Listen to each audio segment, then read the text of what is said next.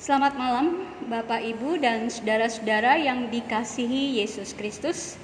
Kita berjumpa kembali dalam ibadah keluarga dan juga ibadah sektoral yang masih kita lakukan secara daring pada malam hari ini. Firman Tuhan dalam ibadah keluarga malam hari ini sesuai dengan sabda Bina Guna Dharma dan Krida terambil dari kitab Perjanjian Baru, yaitu dari kitab Ibrani pasal 4 ayat 14 sampai dengan 16. Ibrani pasal 4 ayat 14 sampai 16. Sebelum kita membaca dan merenungkan firman Tuhan, mari kita berdoa mohon bimbingan Roh Kudus. Kita berdoa. Allah Bapa yang bertakhta dalam kerajaan surga, Bapa yang kami sapa dalam Putramu yang tunggal Yesus Kristus, puji dan syukur kami panjatkan kehadirat-Mu untuk kesempatan beribadah pada malam ini dalam ibadah keluarga dan juga sektoral yang masih harus kami lakukan secara daring di rumah kami masing-masing. Sekarang kami umat-Mu yang beribadah ini ya Tuhan, hendak membaca dan merenungkan firman Tuhan. Terangi hati dan pikiran kami dengan kuat kuasa Roh Kudus-Mu, agar firman yang kami baca dan renungkan dapat kami mengerti, tertanam dalam hati kami, serta kami berlakukan dalam kehidupan kami. Bersabdalah ya Tuhan, karena kami anak-Mu yang beribadah ini bersedia untuk mendengarnya. Amin. Ibrani pasal 4 ayat 14 sampai dengan 16. Demikian bunyi firman Tuhan. Yesus sebagai imam besar adalah judul perikop yang diberikan oleh Lembaga Alkitab Indonesia. Karena kita sekarang mempunyai imam besar agung yang telah melintasi semua langit, yaitu Yesus, Anak Allah, baiklah kita teguh berpegang pada pengakuan iman kita. Sebab imam besar yang kita punya bukanlah imam besar yang tidak dapat turut merasakan kelemahan-kelemahan kita. Sebaliknya, sama dengan kita, ia telah dicobai hanya dengan berbuat dosa, hanya tidak berbuat dosa. Sebab itu, marilah kita dengan penuh keberanian menghampiri tahta kasih karunia, supaya kita menerima rahmat dan menemukan kasih karunia untuk mendapat pertolongan kita pada waktunya. Demikian pembacaan firman Tuhan. Yang berbahagia adalah mereka yang mendengar, memelihara, serta melaksanakan dalam kehidupannya sehari-hari. Terpujilah Kristus, haleluya. Saudara-saudara yang dikasihi oleh Yesus Kristus, Alkisah, ada seorang istri yang kesepian, yang baru saja ditinggal mati oleh suaminya. Dan untuk mengatasi rasa kesepian, kehilangan dan kegalauannya, si ibu ini berpikir untuk memelihara burung. Lalu dia pergi ke satu toko yang menjual burung, dan dia bertanya kepada si penjual, burung apa yang tepat yang bisa dia pelihara untuk bisa menghibur kesedihannya dan juga bisa diajak bicara. Si penjual toko lalu memberikan kepada ibu ini bahwa ini burung kakatua atau burung beo adalah burung yang pandai bicara, Bu. Burung ini dia akan terus berbicara tidak berhenti. Burung ini bisa menjadi kawan bicara ibu. Burung ini juga bisa menjadi tempat curhat ibu. Burung ini pasti akan membuat kegembiraan buat ibu, karena burung ini sangat cerewet.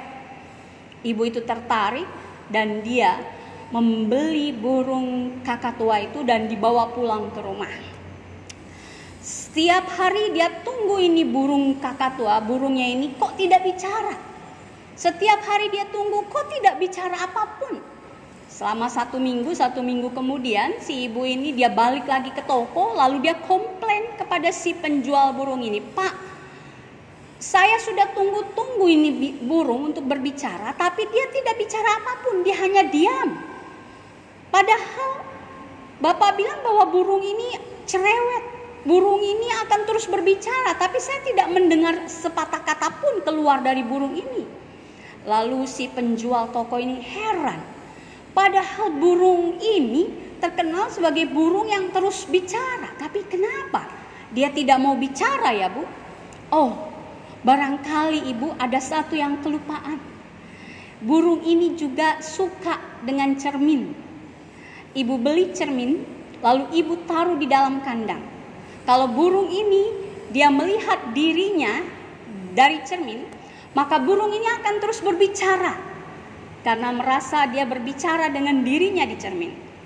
Ibu ini tertarik, lalu dia membeli cermin, dia masukkan ke dalam kandang burung, dan dia menunggu burung ini berbicara sambil melihat cermin. 1 minggu, 2 minggu, burung ini tidak berbicara, saudara. Burung ini tetap diam. Lalu ibu ini pun juga kembali lagi ke toko ini dan komplain kepada si penjual burung ini, "Pak, saya sudah taruh cermin tapi burung ini nggak bicara juga, dia diam terus. Kenapa nih? Jangan-jangan burung ini apakah disable barangkali atau burung ini cacat?" Si bapak ini bilang, "Oh, kita coba lagi Bu, satu cara. Burung ini dia suka kalau ada tangga. Kalau dia naik turun tangga, pasti dia akan berbicara. Ibu beli tangga kecil untuk burung ini dan masukkan dalam kandang. Lihat, pasti burungnya akan bicara."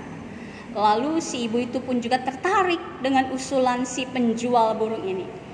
Dia membeli tangga dan dia masukkan ke dalam sangkar burungnya, saudara. Lalu dia menunggu lagi bahwa si burung ini akan melihat cermin, naik turun tangga. Mungkin ibu ini berharap dia akan baru berbicara, dia akan cerewet. Tetapi kembali lagi ibu ini dibuat kecewa. 2 minggu, 3 minggu ditunggu burung ini untuk berbicara, juga tidak berbicara. Padahal dalam sangkarnya ada cermin dan tangga. Balik lagi si ibu ini ke toko penjual ini, "Pak, tidak mau bicara juga. Sudah saya kasih cermin, sudah saya kasih tangga, tapi dia tidak mau bicara. Ada apa?" "Oke Bu, kita coba cara yang terakhir," kata si penjual toko. Ibu belikan ayunan. Karena burung ini dia suka dengan mainan ayunan. Kalau dia main ayunan pasti dia akan berbicara. Ibu ini agak sedikit pesimis, tetapi bolehlah usulan si penjual toko, dia coba. Dia beli ayunan, dia taruh di dalam sangkar burung itu. Jadi saudara, di dalam sangkar itu ada cermin, ada tangga, dan juga ada ayunan. Ibu ini terus melatih si burung ini untuk belajar naik ayunan supaya dia senang, lalu kemudian burung itu bisa berbicara.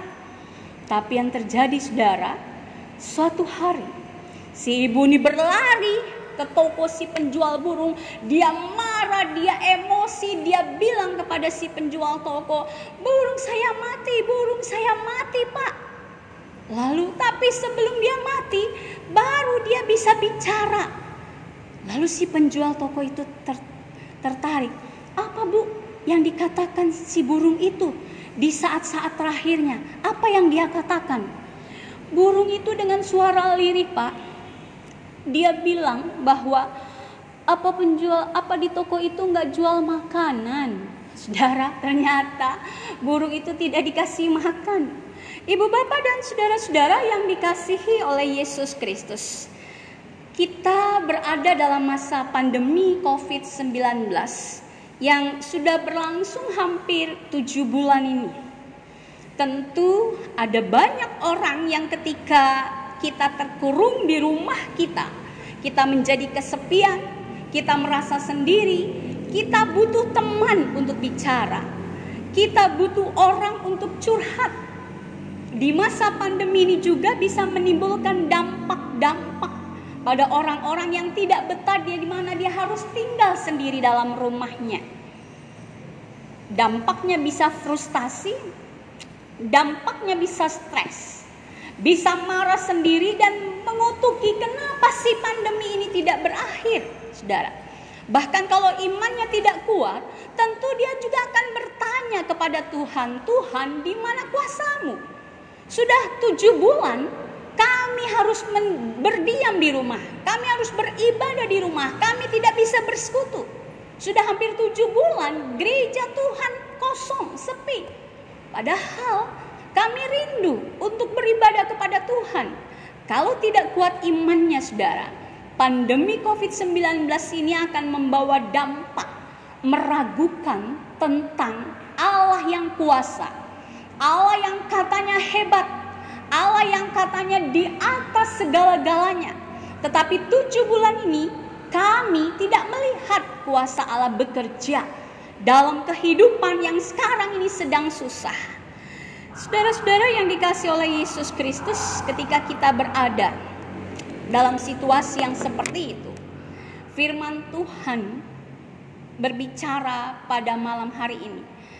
Firman Tuhan adalah merupakan surat yang ditulis oleh seseorang yang entah siapa penulisnya, tetapi sang penulis menuliskan surat ini kepada orang-orang Ibrani. Karena itu karena itu nama kitab kita disebut kitab Ibrani. Bahwa sang penulis menuliskan surat ini kepada orang-orang Ibrani. Orang Ibrani, saudara, adalah orang-orang Yahudi yang berlatar belakang, orang-orang Kristen yang berlatar belakang Yahudi. Mereka yang berada di perantauan, mereka yang tersebar di mana-mana, saudara. Mereka yang dalam perantauannya, dalam kehidupannya di tengah-tengah masyarakat mayoritas yang tidak percaya kepada Yesus Kristus yang adalah Tuhan Mesias. Orang-orang Ibrani ini diperhadapkan dengan tantangan-tantangan yang berat. Tantangan mereka, saudara, mereka berhadapan dengan saudara sebangsanya, yaitu oleh orang-orang Yahudi itu sendiri. Juga dengan paham Yudaisme. Saudara-saudara, orang-orang Yahudi hanya percaya kepada Allah dan mempercayai bahwa hanya Allah lah yang maha tinggi. Dan dalam kehidupan peribadahan mereka, orang-orang Yahudi, mereka tidak bisa sampai kepada Allah, mereka harus melewati perantara-perantara, yaitu para imam-imam dulu, lalu di atas imam itu ada imam besar.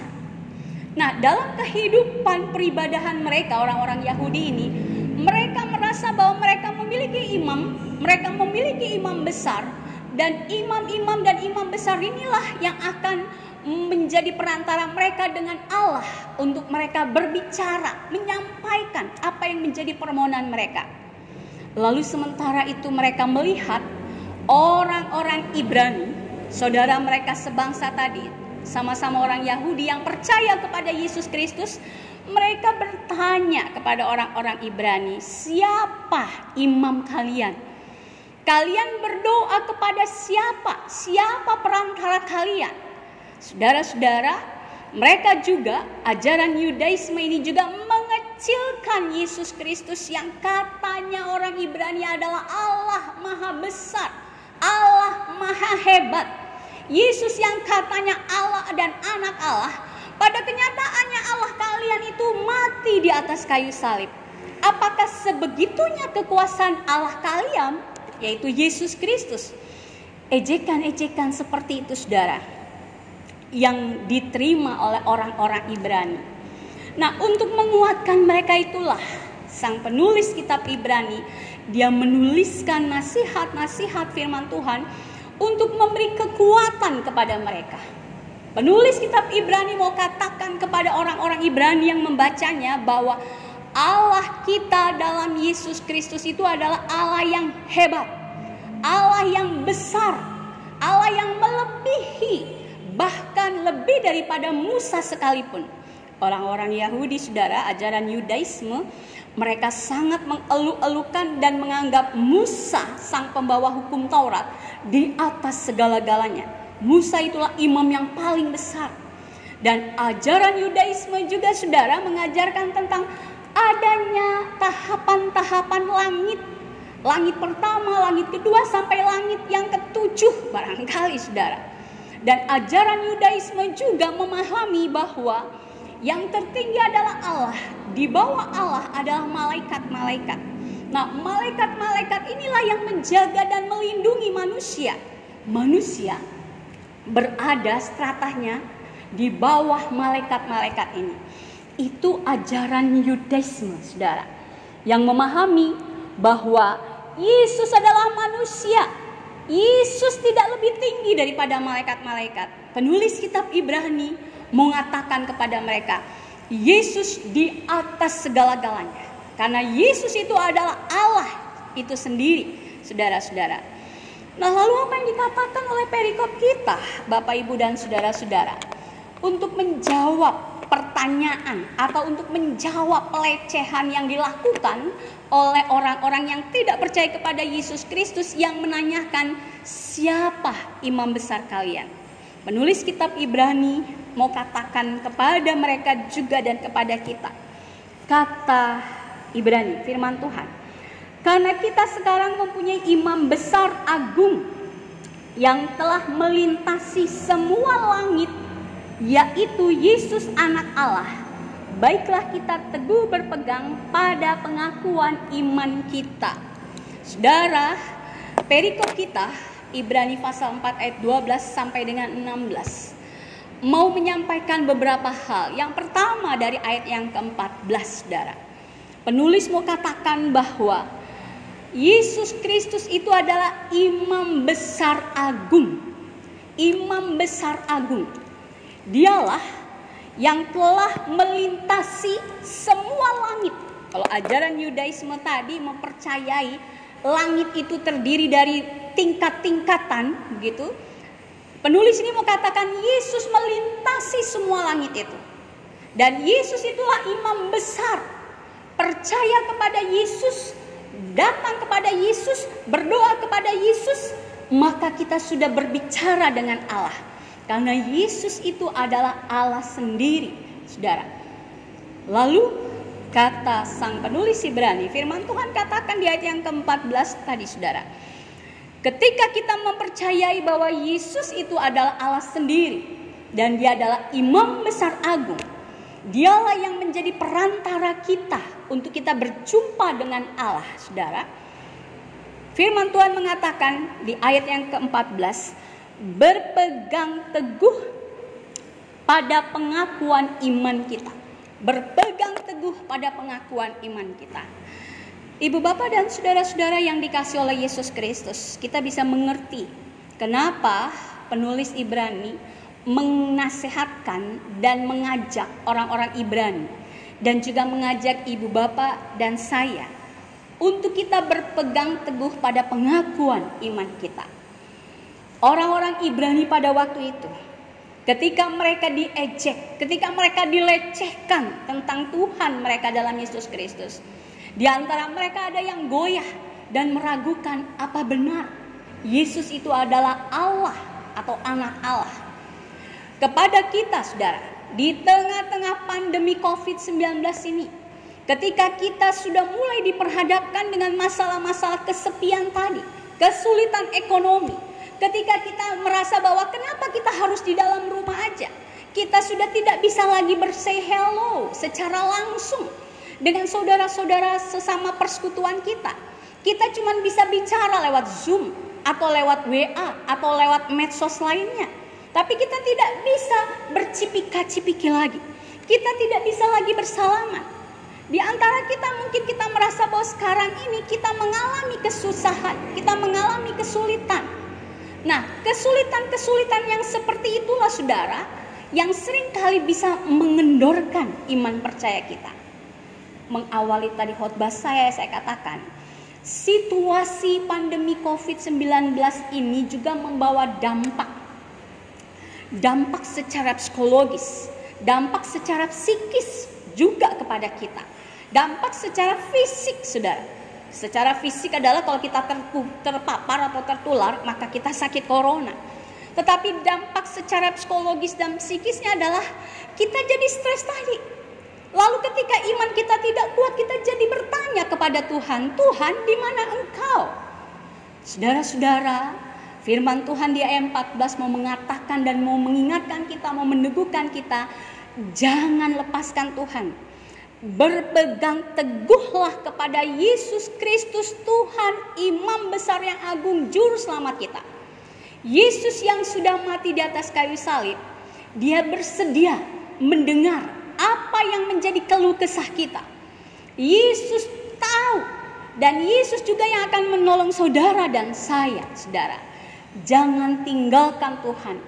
Apapun yang menjadi kesulitan kita, apapun yang menjadi beban hidup kita, seberat apapun, jangan tinggalkan Tuhan.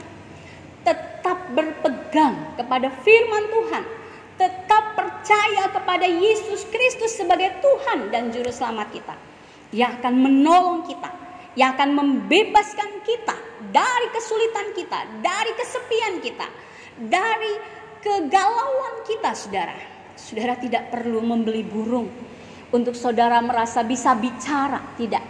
Berbicaralah kepada Tuhan, saudara.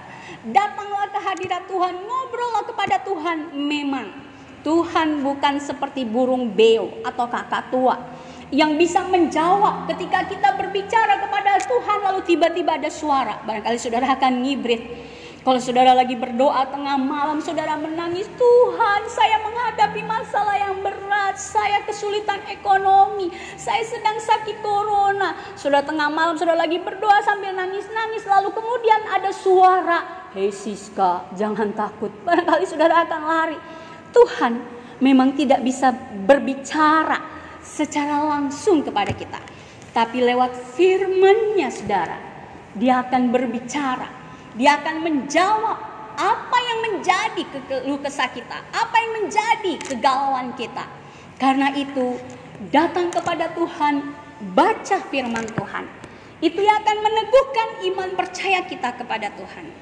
Yang kedua, saudara, dari perikop ini ayat yang ke-15 juga mau mengatakan kepada kita bahwa Yesus merasakan apa yang kita rasakan, saudara. Sebab itu ayat 15, sebab imam besar yang kita punya bukanlah imam besar yang tidak dapat turut merasakan kelemahan-kelemahan kita. Kata firman Tuhan katakan, Yesus itu bukanlah imam besar yang tidak bisa merasakan kelemahan-kelemahan kita. Ini bedanya imam besar kita dalam Yesus Kristus dengan imam besar yang diyakini dan dipercayai oleh aliran Judaisme ini. Bahwa imam besar mereka adalah imam besar berdasarkan keturunan dan apa yang sudah tergaris dalam hukum Taurat, para keturunan Harun, saudara. Tetapi dikatakan imam besar itu tidak tahu apa yang kita rasakan, saudara. Tetapi imam besar kita dalam Yesus Kristus, dia merasakan. Ayat 15 dikatakan seperti itu. Dan sebaliknya, sama dengan kita, ia telah dicobai, hanya tidak berbuat dosa. Saudara-saudara yang dikasihi oleh Yesus Kristus, Tuhan Yesus tahu apa yang menjadi kesakitan kita. Ketika di saat ini kita mungkin mengalami kesendirian kita. Kita merasa ditinggalkan, kita merasa dikhianati, kita merasa dicurangi, saudara. Kita mungkin mengalami juga pengkhianatan-pengkhianatan dalam kehidupan ini. Tetapi ingatlah, apa yang kita rasakan saat ini itu sudah dialami dan dirasakan oleh Yesus. Ya, Yesus pernah merasakan kehausan. Dia merasakan kelaparan ketika dicobai di padang gurun. Yesus juga menghadapi pengkhianatan di dalam tubuh murid-muridnya. Yesus juga difitnah, saudara. Yesus merasakan semua itu. Jadi apa yang saudara dan saya rasakan saat ini mungkin, saudara, ketika kita merasa kita ditinggalkan, dikhianati, kehausan, kelaparan, begitu banyak masalah, Yesus sudah mengalami semua itu. Saudara, firman Tuhan mengatakan kepada kita bahwa Yesus berempati. Yesus bukan bersimpati yang cuma sekedar tahu, oh Siska mengalami kesusahan, turut berduka cita ya Siska. Tidak. Yesus bukan hanya cuma sekedar simpati, tetapi Yesus juga merasakan apa yang kita rasakan secara fisik, apa yang kita rasakan secara beban pikiran, apa yang kita rasakan secara batin, saudara. Yesus merasakan itu dan Yesus sudah mengalami itu. Itulah imam besar kita dalam Yesus Kristus. Lalu yang ketiga, saudara, dalam perikop kita ini juga mau mengingatkan kepada kita. Ini yang bisa menjadi pegangan dan kekuatan buat saudara dan saya. Kata firman Tuhan di ayat yang ke-16. Sebab itu, marilah kita dengan penuh keberanian menghampiri tahta kasih karunia, supaya kita menerima rahmat dan menemukan kasih karunia untuk mendapat pertolongan kita pada waktunya. Saudara, ayat yang ke-16 ini mau mengatakan bahwa pertolongan dari Tuhan tersedia pada waktunya. Tuhan tahu waktu yang tepat Dia akan menolong kita, bukan waktu kita, saudara. Kalau menurut kita menginginkan Tuhan saat ini jugalah Engkau bekerja, Engkau menyatakan kuasa-Mu, tolong hukum orang-orang yang berbuat jahat kepada saya. Saudara, waktu kita adalah kita minta supaya Tuhan segera. Apa yang kita minta saat itu juga Tuhan kabulkan. Waktu Tuhan tidak sama dengan waktu kita. Waktu kita adalah menurut keegoan kita, saudara. Tetapi waktu Tuhan adalah waktu yang terbaik. Meskipun untuk menunggu pertolongan Tuhan dan waktu Tuhan itu mungkin membutuhkan kesabaran. Bisa saja satu hari Tuhan menjawab apa yang menjadi keluh kesah kita. Bisa saja 1 minggu, 1 bulan, 1 tahun, atau sampai 58 tahun pun, saudara, atau 48 tahun baru Tuhan jawab. Atau bisa saja, saudara, sampai ketika kita meninggalkan dunia ini baru Tuhan menjawab. Tetapi yang pasti, kapanpun itu waktu Tuhan, itu yang terbaik untuk anak-anak yang bersandar kepada Dia.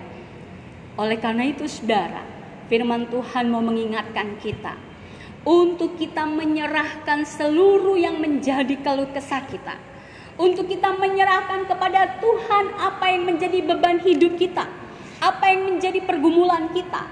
Lalu kemudian kita katakan kepada Tuhan, kehendak-Mu lah ya Tuhan yang jadi atas saya. Keinginan saya, kerinduan saya adalah ABCD. Ungkapkan apa yang menjadi kerinduan saudara kepada Tuhan. Dan biarkan Tuhan yang akan menjawab pada waktunya. Dari kita, saudara, Tuhan hanya menuntut kepada kita untuk sabar, untuk tetap setia, untuk tetap berpegang teguh kepada janji Tuhan, bahwa Ia, Sang Penolong itu, Dia pasti akan menolong saudara dan saya. Dan pasti kuasanya yang besar itu akan mampu menyelesaikan semua masalah dan pergumulan kita seberat apapun juga. Saudara-saudara, percayalah, kita memiliki Tuhan dalam Yesus Kristus yang adalah imam besar itu, yang tidak akan pernah mengecewakan kita. Imam yang besar yang selalu menepati janjinya. Dia akan menolong dan menyelamatkan kita. Bahkan Dia juga yang akan memikul apa yang menjadi beban kita, apa yang menjadi kuk yang sedang kita tanggung saat ini. Ia yang akan memikul itu semua untuk kita, sehingga kita beroleh kelegaan dan sukacita dalam kehidupan ini. Tuhan memberkati kehidupan kita semua. Amin. Mari kita bersatu dalam doa. Kita berdoa. Terima kasih Tuhan Yesus, Allah yang baik, pengasih dan pemurah. Dalam kesempatan ibadah keluarga dan juga sektor yang dilakukan secara daring pada malam hari ini di rumah kami masing-masing, kami boleh dikuatkan oleh firman Tuhan. Firman yang meneguhkan iman dan pengharapan kami. Ketika dalam hidup ini kami berbeban berat, dalam kehidupan ini kami mengalami cobaan yang besar. Terlebih ya Tuhan, kurang lebih 7 bulan ini kami harus menahan diri untuk tetap di rumah jika tidak ada hal yang penting untuk keluar rumah. Karena masa pandemi COVID-19 ini ya Tuhan, yang membuat kami tidak dapat berjumpa dengan orang-orang yang kami kasihi, saudara-saudara di dalam persekutuan dengan Tuhan Yesus. Kami tidak dapat berkomunikasi secara langsung. Kami hanya dapat bisa berkomunikasi lewat media sosial ataupun juga perangkat-perangkat digital lainnya. Tapi kami rindu Tuhan untuk bertemu langsung dengan mereka. Kami rindu kehidupan kami yang lama. Keadaan pandemi COVID-19 ini juga berdampak secara batin, pikiran, bahkan juga berdampak secara fisik terhadap saudara-saudara kami yang harus terpapar COVID-19.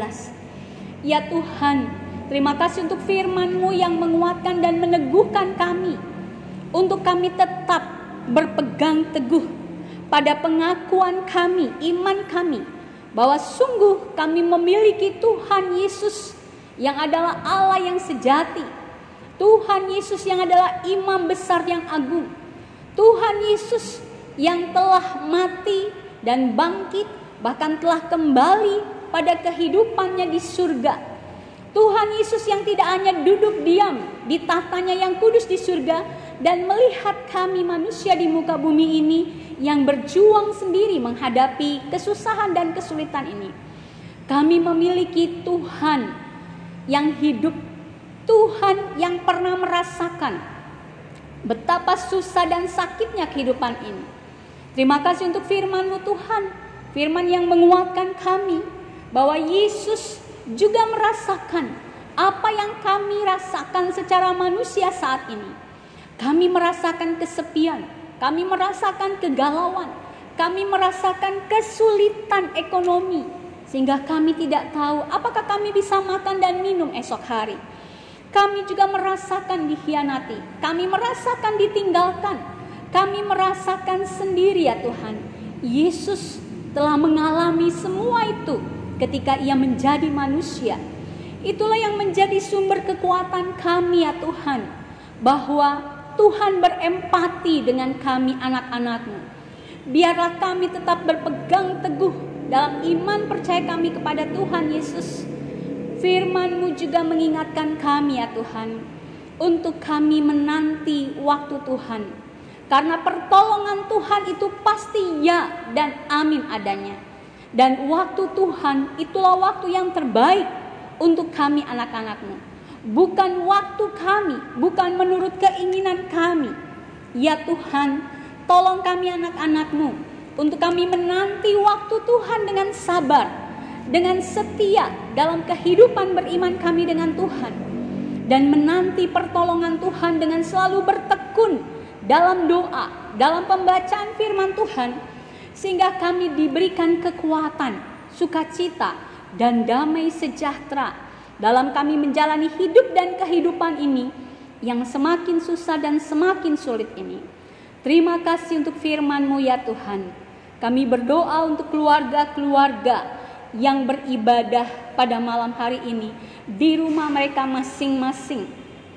Kiranya Tuhan memberkati kehidupan rumah tangga mereka.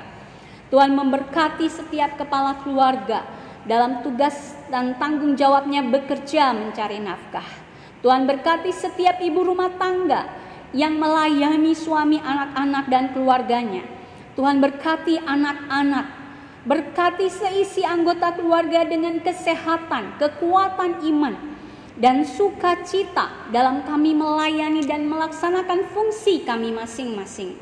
Ya Tuhan, biarlah berkat, anugerah, damai sejahtera, kesehatan, dan rezeki-Mu Tuhan boleh terus mengalir dalam hidup dan kehidupan kami, keluarga lepas keluarga, yang hidup di dalam Tuhan, selalu bersandar kepada Tuhan, dan menantikan pertolongan Tuhan. Kami berdoa bagi saudara-saudara kami yang mengalami pergumulan karena sakit penyakit, mereka yang mungkin terpapar corona, atau mereka yang menderita sakit karena sakit apapun, Tuhan kami percaya Engkaulah tabib di atas segala tabib, yang mampu memberikan pemulihan dan kesembuhan yang ajaib bagi kami anak-anak Tuhan yang bersandar kepada Tuhan. Kami berdoa ya Tuhan bagi bangsa dan negara kami. Tuhan berkati dalam situasi seperti ini terjadi demo di mana-mana. Kami hanya berdoa agar saudara-saudara kami yang melakukan demo ini, mereka melakukan demo dengan tertib, dan karuniakanlah kepada para pemimpin negeri ini hikmat, akal budi, kebijaksanaan dalam mereka mengambil keputusan yang tepat untuk keamanan dan kenyamanan bangsa Indonesia ini. Ya Bapa di surga, pada akhirnya kami serahkan gereja kami, GPIB Zebaut Bogor, dengan segala aktivitas, tantangan, kegiatan-kegiatan pelayanannya ke dalam tangan pengasihan Tuhan. Berkati pelayanan-pelayanan, kegiatan-kegiatan yang masih dilakukan secara daring, juga kegiatan-kegiatan yang sudah dilakukan secara live streaming ataupun juga langsung.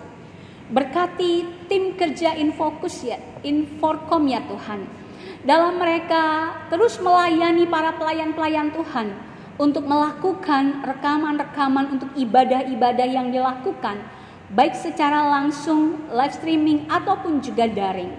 Karuniakanlah kepada mereka ketabahan, kesabaran, kesehatan, dan jauhkan mereka juga dari segala sakit penyakit, sehingga mereka dapat melayani kami dengan kondisi fisik yang baik.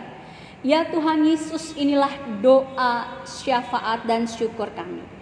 Kiranya Tuhan berkenan mendengar sauti sempurnakan doa kami ini, yang kami panjatkan dalam nama Tuhan kami Yesus Kristus, yang adalah Tuhan dan Juru Selamat kami yang hidup. Amin.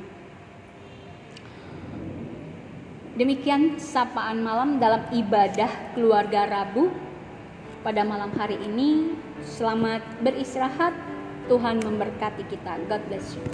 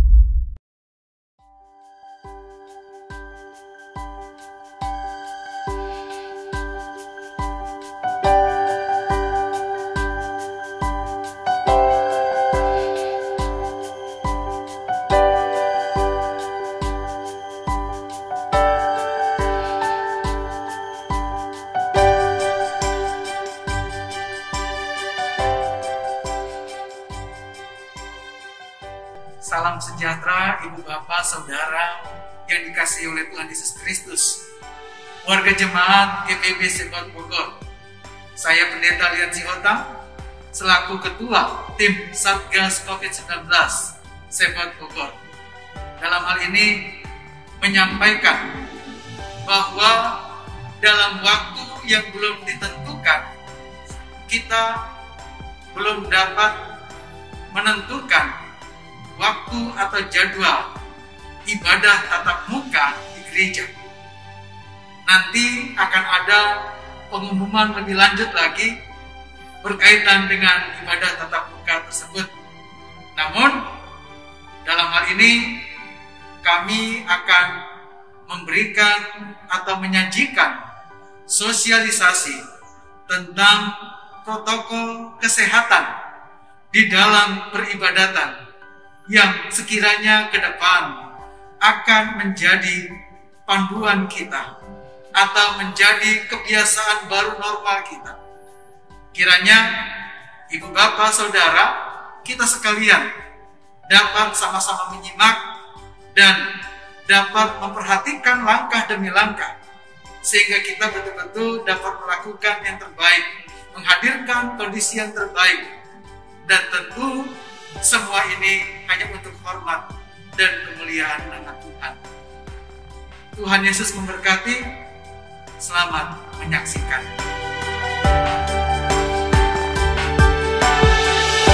Protokol Kesehatan Peribadahan GPIB Sebaut Bogor. Shalom Jemaat GPIB Sebaut Bogor.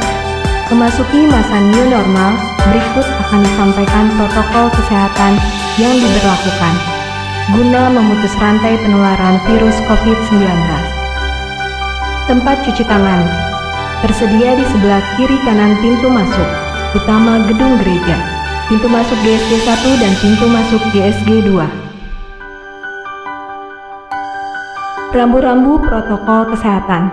Patuhi semua rambu-rambu protokol kesehatan yang terdapat di setiap area gereja.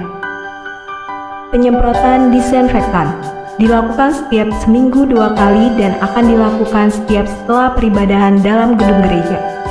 Pengisian form kehadiran. Jemaat diharapkan untuk mengisi form guna mendapatkan nomor tempat duduk.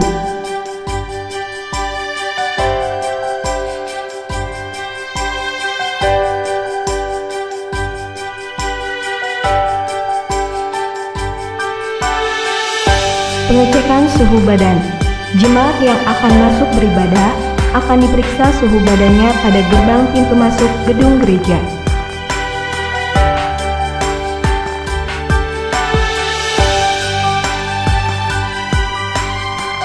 Penanganan khusus.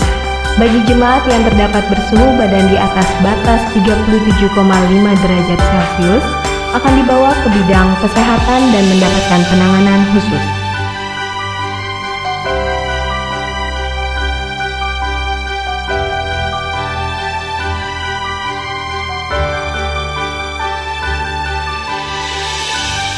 Informasi parkiran. Mobil diparkir di sebelah kiri gedung gereja dan motor di sebelah kanan gedung gereja.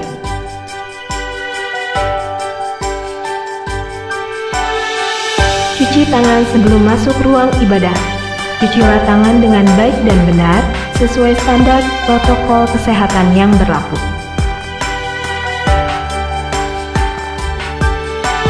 Registrasi nomor duduk. Meregistrasi barcode yang sudah didapat setelah mengisi form di rumah untuk mendapatkan nomor tempat duduk. Memberikan persembahan. Guna terhindar dari bersentuhan, persembahan diberikan di awal sebelum masuk ke ruang ibadah.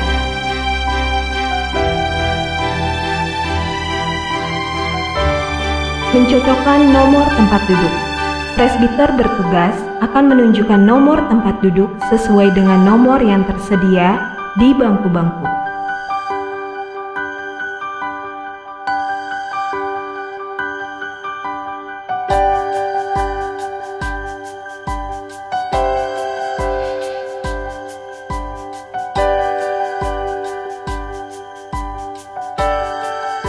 Selamat hari Minggu. Tuhan Yesus memberkati kita. Proses keluar ruangan. Dengan dipandu oleh presbiter bertugas, jemaat yang duduk paling belakang, sudut terluar, yang keluar terlebih dahulu.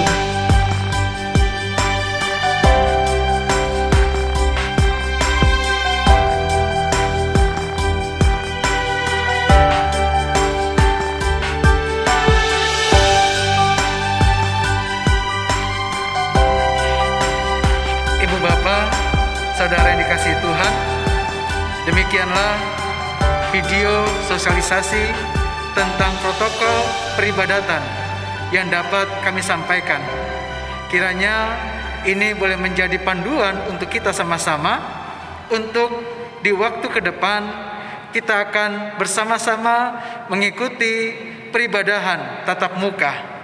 Dan melalui video ini juga kita diingatkan kembali untuk tetap menjaga kesehatan kita, mematuhi protokol kesehatan, bukan di gereja, namun terlebih dari rumah dan sampai ke rumah.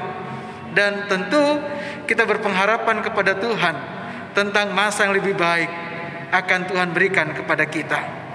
Tuhan Yesus memberkati. Sampai jumpa lagi. Shalom. Taati protokol kesehatan, pola hidup bersih, Selalu gunakan masker, hindari kerumunan, hindari bersentuhan. Terima kasih atas perhatiannya.